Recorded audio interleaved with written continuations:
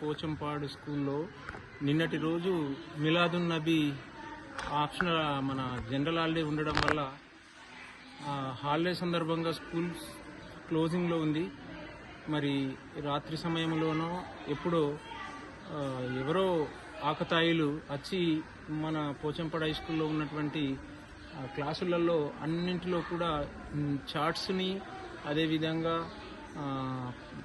మనకు ఇచ్చినటువంటి మేము వేసినటువంటి పెయింట్స్ని అన్నింటినీ కూడా పేపర్లనన్నీ చింపేసి ఒక క్లాస్ రూమ్లో ఫ్యాన్లన్నీ ఇరగొట్టేసి ఒక క్లాస్ రూమ్లో ఎలక్ట్రికల్ బోర్డులన్నీ ఇరగొట్టేసి వెళ్ళిండ్రు.